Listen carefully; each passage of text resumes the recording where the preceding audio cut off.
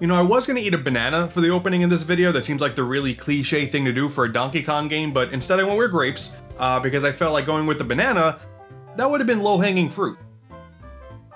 Thanks for watching. Hell yeah, man, the hot 2025 monkey-themed video game release from Nintendo in the year 2025?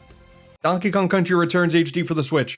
Time is an anomaly, dude. I cannot believe this was 6 months ago. Oh my god. I love DKC Returns, don't get me wrong, but holy, knowing this DK redesign with Bananza was coming in the near future, this now feels like the most, hey guys, listen, we gotta release it now or we'll never get the chance again, release in years. But soon after that game came and went, we got the Switch 2 reveal, you catch a glimpse of a brand new Donkey Kong design for Mario Kart, and lo and behold, a brand new 3D Donkey Kong game as the premier single-player experience for their brand new console. I understand why Mario Kart World was the launch title, it makes sense, it's following up on one of the highest selling games of all time, okay Nintendo, we get it, but slating Donkey Kong Bananza, incredible title by the way, as the first major release, honestly confused me at first. It's kind of weird. I streamed myself watching the Switch 2 Direct, you can see it for yourself. I was really going, huh, okay, this was the final reveal? Okay, big company if you say so. I was sure it was gonna be good, but really that first trailer did not sell me on this being the next big thing. But sure enough, like everyone else, that Bananza Nintendo Direct showed up, it blew my bananas off, and we were off to the races. I was already gonna get a Switch 2 on launch day for Mario Kart and for any future games that come out, but part of me was knowing that I needed to be there day one for Donkey Kong Bananza. And it's one of the best games Nintendo's released in like a decade.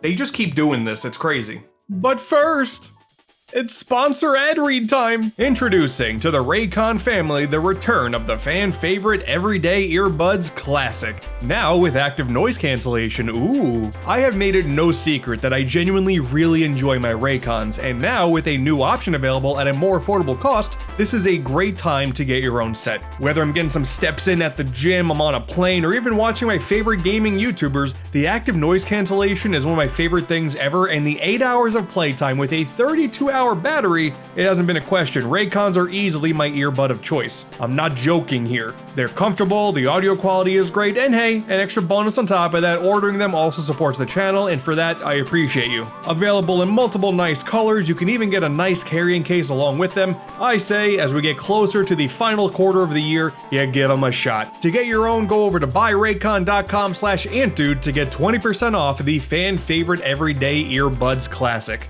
Thank you so much to Raycon for sponsoring today's video, and now, Monkey. Really, if you've been paying attention, you would have noticed that everything was leading up to this very moment. Donkey Kong had a major role in the Super Mario Bros. Movie, and I'm still convinced that movie rivalry is what caused the 2024 Mario vs. Donkey Kong remake to happen in the first place. DK was also the next big addition to the Super Nintendo World theme parks, above so many other what you would assume would be more deserving franchises. You see that banana sundae in the DK mug they're selling? The boy howdy, I gotta go to Japan for that. And you may still be under the assumption that it was the Seth Rogen monkey that started this redesign train. But actually, in an interview, it was confirmed to be the opposite. It was the Bananza design that set all of these other things in motion. They wanted a Donkey Kong to finally be treated like a big deal, and damn it, I think they succeeded. And I feel like part of the reason why this redesign happened in the first place was that Nintendo never truly had full ownership over their own character. They've been using the Rareware design since 1994, and I still love that design, don't get me wrong, and you know, outside of how terrifying he looks in Mario Kart 8 when you stare directly at him, he served his purpose perfectly. But dear God, it was time for a change. I don't necessarily think it was an attempt to screw the original designers over, as we'll get to. Bananza still has a good amount of Rareware fan service, but hey, a character that's as old as he is, a slight redesign was inevitable anyway. He's a lot more friend-shaped now. It took me a while to get used to it, but dare I say, I may like it more now.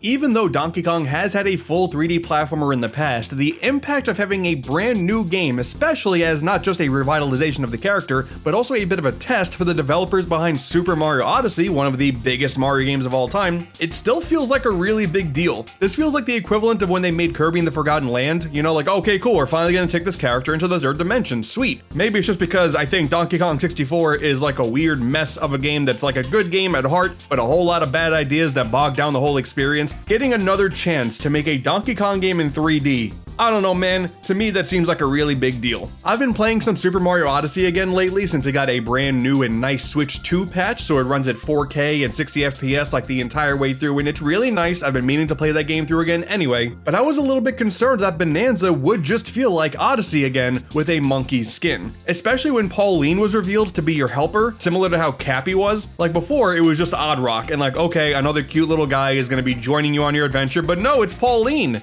Think of the deep retconning of the really intense Donkey Kong lore we should all take seriously. But this character dynamic here, okay, yeah, it's just gonna be Odyssey all over again. It's very clearly not gonna be Donkey Kong Country in 3D, and I think they know better to not make another absolute collectathon nightmare. So just how do you make Donkey Kong a modern collectathon, take what worked in Super Mario Odyssey, and still make you really feel like you're a giant monkey? And well, it's quite simple.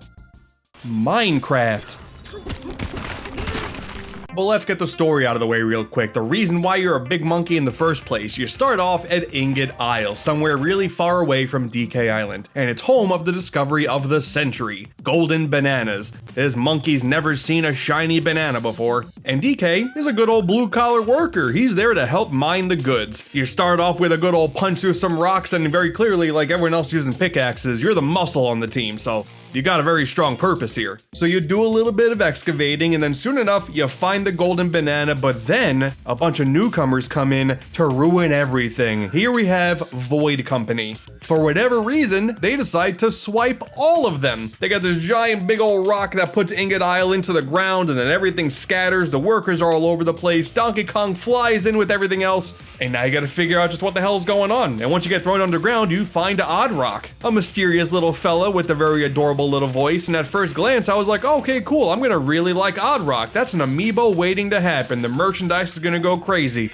That doesn't last very long because soon enough, you discover that it was actually Pauline this whole time. Discovering that Oddrock was actually going to be some character in disguise is kind of funny because like you can very clearly see like Void Company related tape around this thing, so like there's something there. They're concealing something, it's just a matter of what. There's purple stuff all over the place that's covered in Void Company tape, so like it made sense. It made sense to me. But it's around this time you discover why you're even wanting to play the game in the first place. It is a race to the planet core because the legend claims that whoever reaches it is able to have their greatest wish granted, and Pauline simply wants to go home, and DK just wants a whole lot of bananas. Two birds with one stone, two monkeys with one Oddrock. You know, we just get down there before the Void Company do, easy peasy. But the big question that everyone is concerned about, once again, the DK lore, man.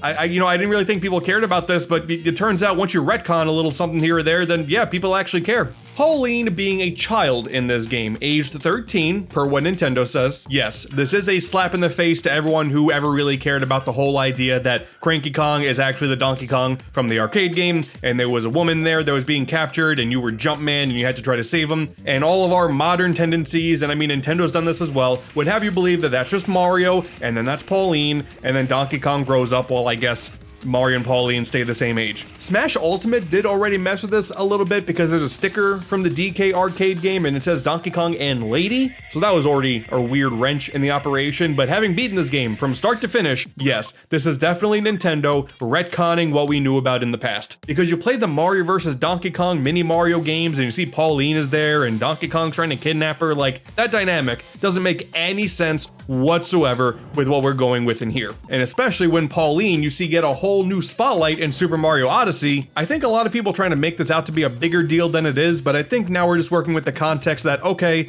Donkey Kong Bananza comes before Super Mario Odyssey. I think that's about it. There's no rareware erasure. There are some elements and fan servers in here that are direct references to the original Super Nintendo games, so that's not the case. And if we're gonna use Mario vs. Donkey Kong Minis March again as like a Donkey Kong Bible that we really need to have explained more thoroughly by the company themselves, no. I really don't think it's much more deeper than they wanted a storyline where there's some connecting threads and Bananza comes before Odyssey. That's about it. Cranky Kong is still the original Donkey Kong, everything else, it doesn't really matter. And I think that's okay. The same way you have some characters that associate more with Yoshi or associate more with Wario despite being in the Mario universe, Pauline just cements herself a little bit more now as a character that leans more towards Donkey Kong than Mario. That's how I view it, but at the end of the day, it also doesn't matter. It's a Mario and Donkey Kong. Who cares, man? I wanted to quickly establish myself as a modern Donkey Kong fan. Classic Donkey Kong is great and all. You know, I really remember fondly giving him like a really heavy concussion in Punch-Out Wii. That was great. You know, leave the memories alone. That was great for its time. Yeah, you know, I'm not really gonna mince words about it.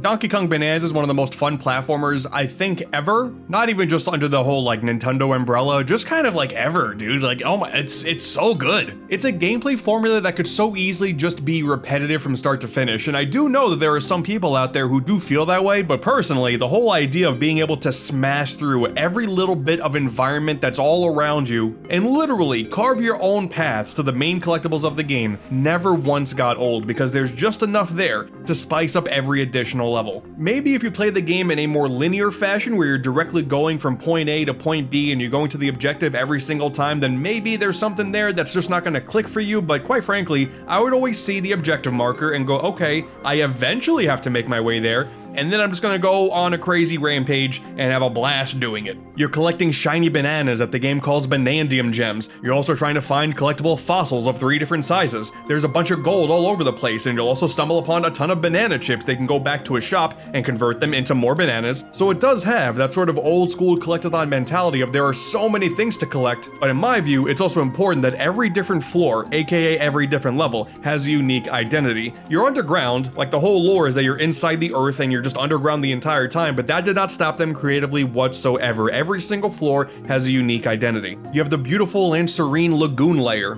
the sprawling and open hilltop layer, the atmospheric and very vertically challenging canyon layer. Every one of these layers you can treat the same, because at the end of the day, you're gonna want to just kind of blast through everything and destroy as much material as you possibly can. But I think these levels still stand out, because even though the gameplay model may be the same throughout, the game will throw in some new NPCs for you to interact with. Sometimes there'll be a new material that you can play around with, and the entire level will be based around that idea. And in a very similar Super Mario Odyssey fashion, you got these big worlds with a few main goals, but a ton of optional things to do. You'll find these platforms and these portals all over the place that once you unlock them, super easy to do, now you got a little challenge that you gotta overcome. A lot of times it's a battle-based challenge, and because you're made of fists or fury, that's very satisfying, but there's also a bunch of platforming challenges too. This is a platformer at the end of the day. It feels more like a classic N64 platformer where the platforming is almost secondary to everything else, but the point still stands. There is something to do around every corner. Bananza is consistently walking you down this very fine line of feeling pretty linear, because you can get to the objective marker pretty easily and then just move on to the next level. Unlike Super Mario Odyssey, you don't need a collectible minimum to progress onward. You can just do it. There are some things later on that require a certain number of Banandium gems, but for the majority of this adventure, as long as you can get to the next hole that leads to the next area,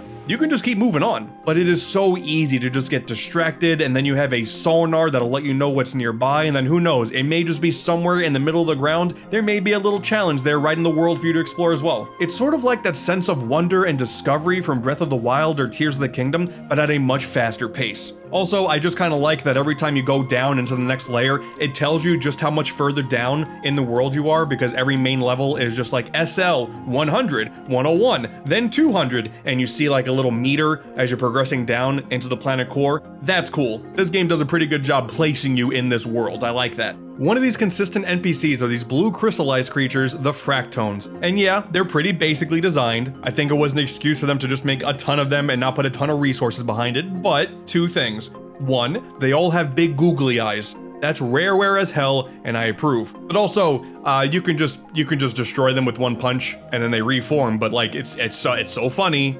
You can just beat the crap out of them. But also you can take like material like dirt and throw it at them, and then it sticks to them, so you can just make them these crazy amorphous blobs. I love the Fractones, they're so good. I think the Super Mario Odyssey influence is very clear, especially in the UI. Everything is so brightly colored and there's a lot of hard lines all over the place, and I mean, just look at the UI for the shop. Okay? Like, this is very clearly cut from the same cloth. But just the pure destruction nature of it all, plus not having the Banandium gem minimums to progress onward, in my opinion, this does not feel like Mario Odyssey with a reskin. This does feel like a Donkey Kong game. You feel like a giant destructive monkey, and that is exactly what I wanted. You know what challenge type I really enjoyed doing in the overworld? This one where there's a whole bunch of ice blocks that are falling down from this one specific point, and you gotta guide it to this one specific area. So what you do is, you punch a bunch of the material out to build a path for those ice cubes to go. That's cool. Like, there's just a lot of thought being put into this. You're not just destroying for the sake of it.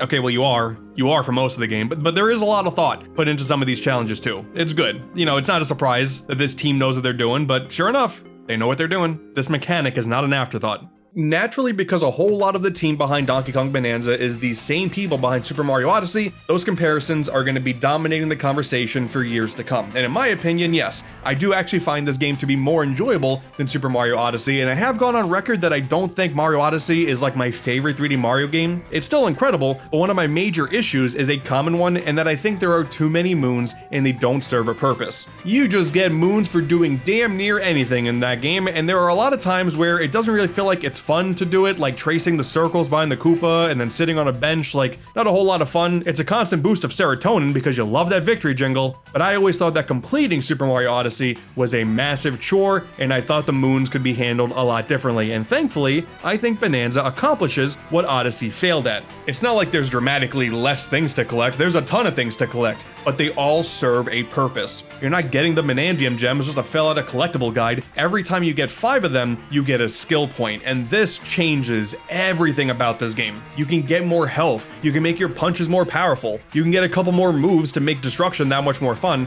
and then there's the entire addition of the Bananza abilities. A few of the floors have you working with a very old big guy whose giant vinyl record that they were normally partying with got destroyed. So you go around, you get the pieces of the vinyl, you bring them all back, and then suddenly you're transported into this big old crystallized dome. You make Pauline sing in front of everybody. There's a whole plot thread about overcoming stage fright. It's honestly quite adorable. And then boom! And then look at that! Donkey Kong's new thing, he can just transform into other animals now. Hell yeah. God, and these are so cool. You can be a giant monkey and you can do even more damage. You can become an ostrich, which now you can fly and then shoot down eggs that are actually bombs. There's the zebra one, and the zebra one's cool because combat you can still do, but it's all about going faster. You can run on top of water in this really thin material the other forms can't run over, and it's so satisfying. You just simply hold the shoulder buttons a little bit, DK will transform. It is on a timer, but all you gotta do is get a little more gold, that meter fills right back up, and then once it's gone, you can just transform again. Almost immediately. The game is incentivizing you to just go ham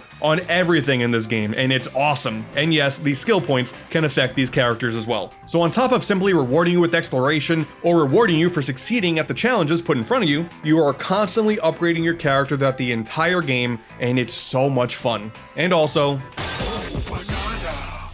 yeah, that doesn't get old once. Not a single time. And the whole like him shoving the bananas down his mouth thing, I don't know, that feels like a Jungle Beat reference. And if you go back in the lineage of this development team, like Donkey Kong Jungle Beat was one of their earliest games, so that's kind of cool. I think that's a reference. And also when Donkey Kong is feeding this big old tree a bunch of bananas to make it grow, that's a DK64 reference. These guys really care about this big old monkey and his history, alright? I'm getting emotional. You know, unless this changes with potential DLC, and it better damn well change, there's no Funky Kong in this game whatsoever. What the f is that? Actually, despite Cranky Kong being here, Wrinkly Kong is nowhere to be seen as well. And I mean, she's dead, like, dead, that's the canon now, like she's a ghost. But that's kind of funny. And yeah, you know, that would have been nice.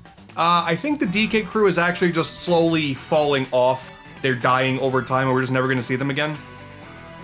Dude, getting old sucks. The fossils are really fun to collect because they're just littered all over the place, and you use them as a currency at this one specific shop for cosmetics. And here's another thing that I like about Bananza more than Odyssey. There are some cosmetics, like in terms of changing Donkey Kong's color, that's just there for the aesthetical purpose of it all. If you want Donkey Kong to be blue this time, have at it. But you can change your neckwear, you can change what Pauline wears, and all of them offer different perks. Some of them are pretty basic, that let you take less damage from certain materials, they'll let you stay in a Bananza form for a little bit longer, but some of them also will give you more rewards and more incentive for pure destruction. Very regularly, you'll stumble upon treasure chests that will either offer you a bunch of gold, or even a map that'll let you know where a Banandium gem or a fossil is, and what's really cool is they're actually random. There are some that are preset in the world, I'm pretty sure, but a lot of times they just start popping up in the ground as a reward for breaking a certain threshold of rock. The game goes, okay, you clearly enjoy this game, here's a map, here's a little bit of a pointing you in the right direction.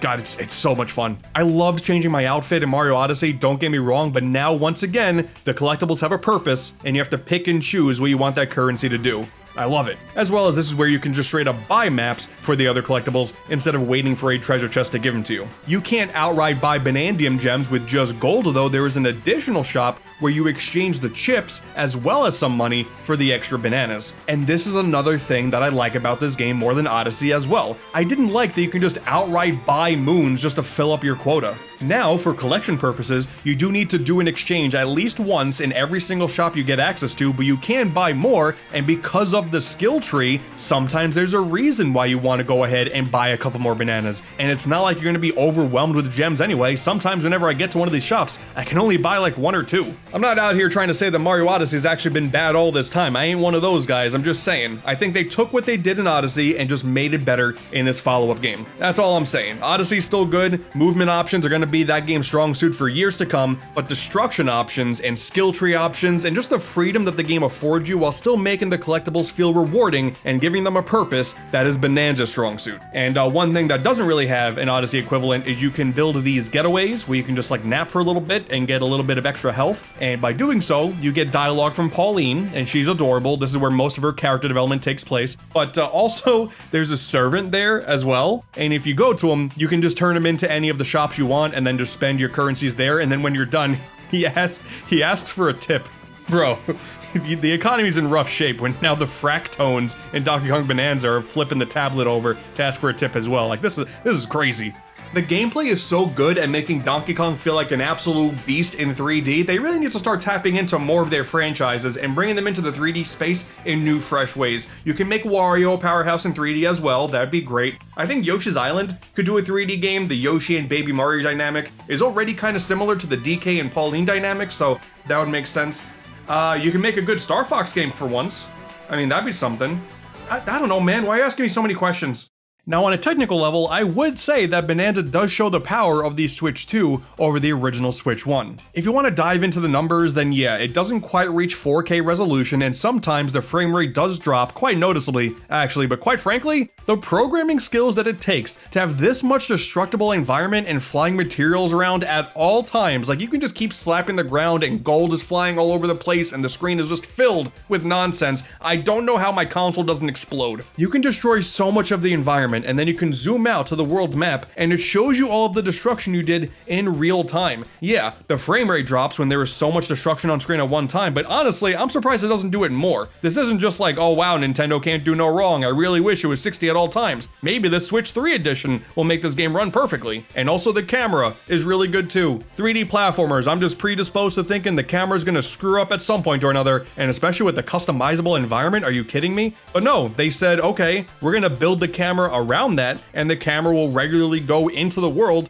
and just show you the rest of the environment as you're in the floor. It's one of the best camera systems in any 3D platformer too. Like, that's so cool. The company themselves in that same interview showed a screenshot of what the game was looking like on Switch 1 compared to Switch 2. And if you look, okay, there's a lot more foliage going on in the Switch 2 version. Absolutely, the Switch 1 can't render all of that at once, but I would still love to see the Switch 1 build of this game. I feel like one punch through the floor and that console's gonna...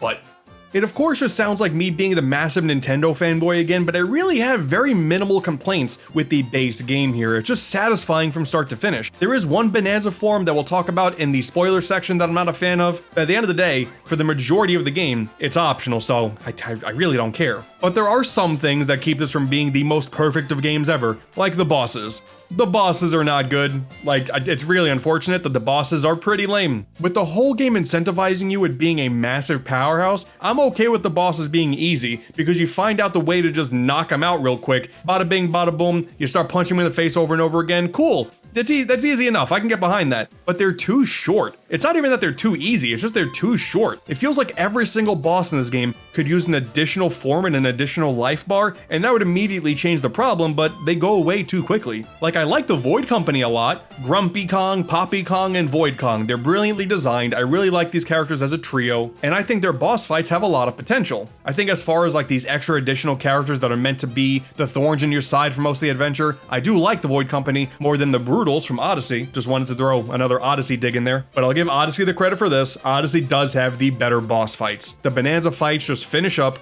way too quickly. It's clear that the development team is not afraid of challenging you. Like, some of those challenge levels, you really need to lock in, but I don't know. I feel like this team hasn't really been good with bosses ever. Like, Mario Galaxy is still my favorite game of all time, and I'm not gonna say those boss fights are incredible. You know, they're just cool set pieces. In Bonanza, you don't even have that benefit because you're destroying them way too quickly. You barely have time to soak it in. And maybe if there was really cool music behind these fights, I would care about that a little bit more too, but the music balancing, honestly for the entire game, is kinda off. It's not like the music is bad, far from it. When you really get a chance to sit back and listen to the tunes, it's really good stuff, but there is so much destruction happening at all times, and the sound design is really good. Sometimes as a result, you can barely hear the music. It's a tough challenge to figure out just what is the right solution because the sound design for breaking up the floor and whatnot is really good, but whenever I listen to Lagoon Lair, that's really satisfying too. It's a tough challenge. The music is really good, but I feel like the sound balancing is a little bit off at times, so you don't get the chance to really appreciate it. And also, I kind of just wish there was more playable nostalgia. There's a lot of references, and there are some challenge levels that are direct references to levels from Donkey Kong Country 1 and 2.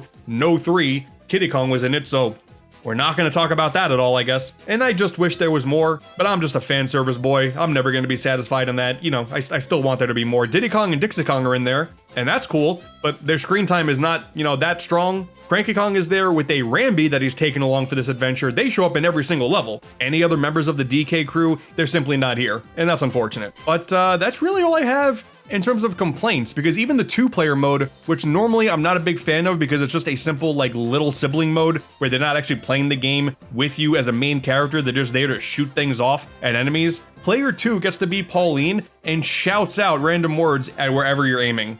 I just think that's kind of genius. Plus, this game takes advantage of the game share feature that the Switch 2 has. Not only can you play with someone online, which is really cool, you can even play with someone locally on a Switch 1. I hope as many Switch 2 games as possible take advantage of this feature because being able to use a Switch 1 as a player 2 for these games is genius. There's the amiibo functionality, which most amiibo functionality lately is kind of whatever. You get access to a Pauline costume that you can't access in-game way later on. You can just get it earlier if you want. But the figurine is nice.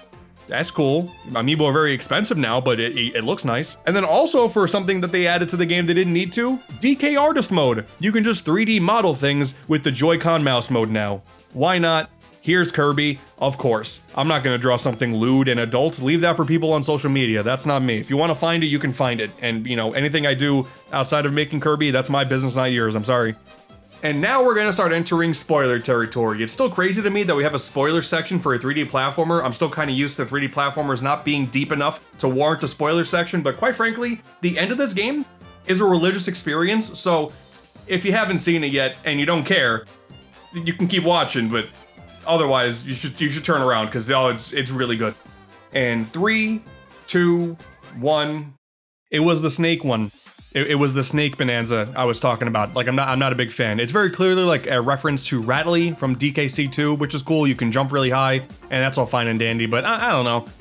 Not really the coolest thing in the world, especially since that's the final one. It's kind of whatever, but yo, the Elephant Bonanza? Dude, this changes everything. Dude, once I got Elephant Bonanza, I just became like a vacuum cleaner for the rest of the game. It never got old, just inhaling every little thing that was on my path. You know those challenges where like, okay, cool, you have 20 seconds to hit all of these crystallized blocks, go. I stopped putting thought into that, man. I just became the elephant and went crazy. It's so good. I do like these little snake guys though. They're my new favorite thing. Guys, the end game is absolutely incredible. Like, oh my god, you're already in the spoiler section, so I'm gonna talk about it. King K. Rool's back. Oh my god. That part doesn't surprise me. Like, when I found out he was in the game, I was like, of course, I figured that they were gonna do that. That's all fine and dandy. I wanna know how they're gonna implement him. And dude, the absolute millisecond I saw the planet core was this weird ass belly button that was very clearly the King K. Rool belly, dude, I got so excited. For one, he's stuck at the planet core because he was trying to find Banandium gems and got stuck down there. There's a lore reason now as to where he's been all this time. That is genius. And when he shows up, it plays a remix of his theme from DKC2 that's so good. And then in the following area, all of the enemies that you were fighting against before are actually Kremlings and other enemies from DKC, and they make the same grunts that they did back then. Like, I don't even know if they updated the sounds. Like, it almost sounds like the same big crushed that the Kremlings used to make from back in the day. Like, it's so cool. And then you plow through all of them, and then you get a boss fight against K. Rool, and that fight's badass. Like, I didn't want to put this in the main section, but the King K. Rool fight, as well as the Void fights, they're the best fights in the game. They're so fantastic. And then when you get that all done with, okay, K. Rool's done. He's a short fight like everything else.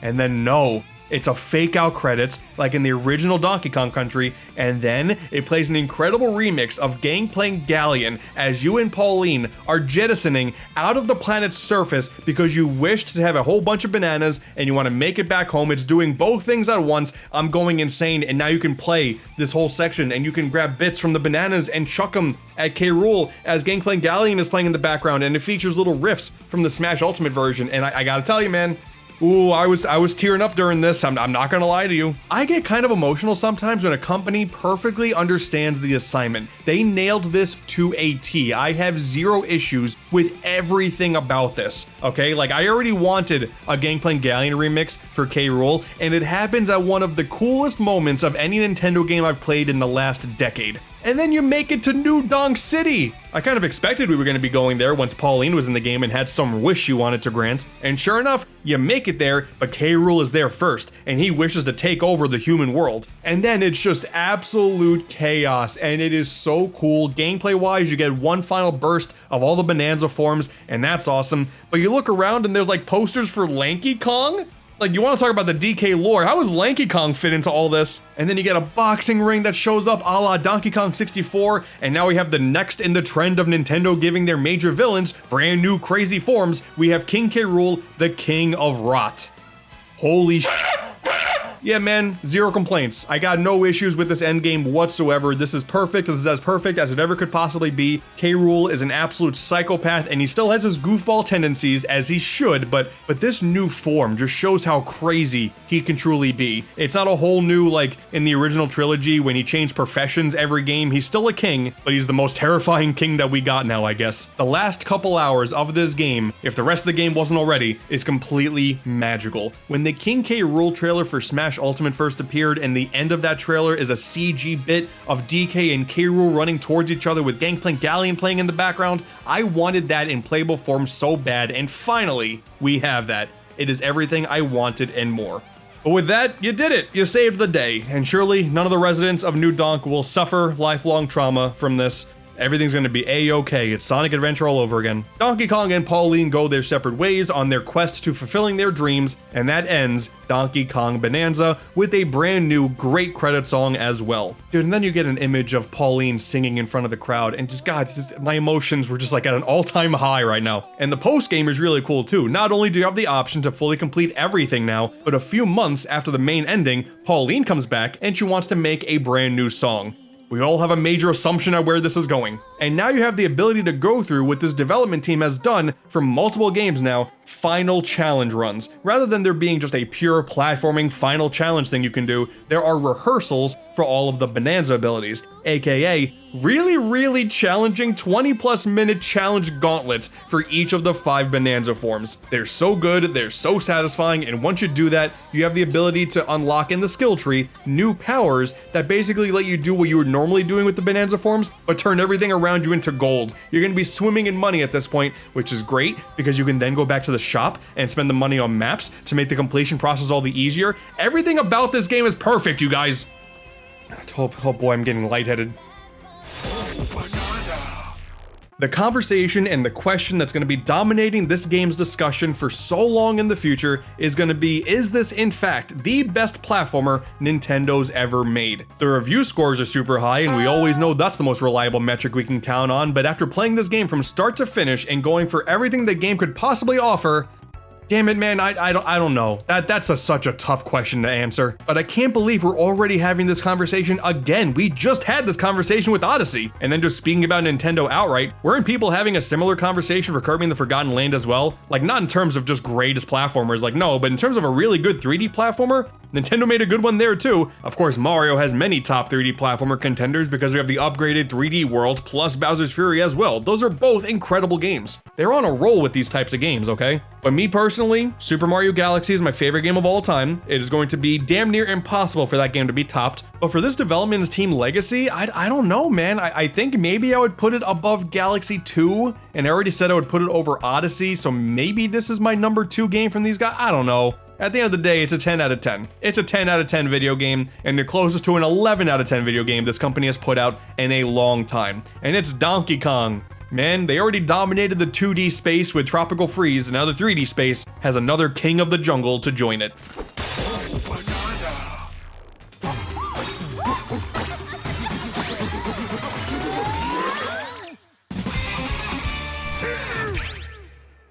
But yeah, that's it. Everyone out there, whip out your bananas for classic Donkey Kong. Everyone show your respects. I'm really fond of his one appearance in Skylander Superchargers. That was really cool. You know, he was in that. You know, a lot of people just went, oh yeah. So, you know, that shows you how much of an impact that guy had. I'm still in the Donkey Kong mood, and I want to maintain some positivity. What should I do next? I got it. I'm gonna complete Donkey Kong 64 for the first time ever. I've actually never done that before. That should be fun. What could possibly go wrong?